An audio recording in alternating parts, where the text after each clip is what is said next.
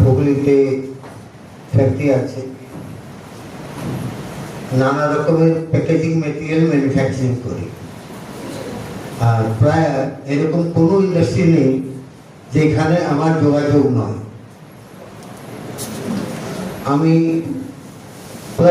আমি লঘু উদ্যোগ ভারতীর সঙ্গেও জড়িত আছি। স্টেট গভর্নমেন্ট বা সেন্ট্রাল গভর্নমেন্টের কোনো স্কিমের কোনো অভাব নেই, শুধু আমাদেরকে নিতে। আর এত রকমের স্কিম আছে এমএসএমইর মধ্যে, আমার উদ্যোগের দরকার হয় আমি আমার মোবাইল নম্বর দিচ্ছি, আপনি আমার সঙ্গে যোগাযোগ করবেন, কোনো অভাব নেই। আমি গত সপ্তাহে দুর্গাপুর গিয়েছিলাম আইসিএমআর-এ, ওইখানে না হলেও 300 রকমের ম্যানুফ্যাকচারিং এর টেকনোলজি অ্যাভেলেবেল আছে।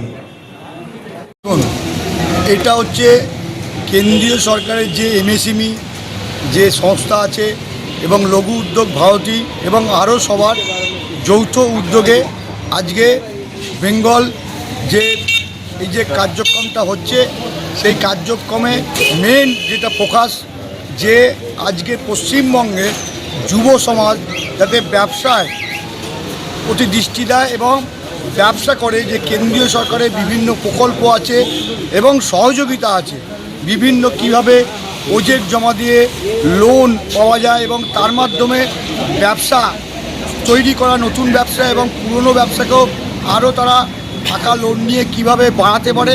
কারণ এর মাধ্যমে শুধু ব্যবসার মাধ্যমে আপনাকে মনে রাখতে হবে অনেকগুলো কর্মসংস্থান হবে এবং সেটাই লক্ষ্যে কেন্দ্রীয় সরকার এমএসএমই দপ্তর থেকে এই প্রজেক্টে আমরা এই কাজ করছি।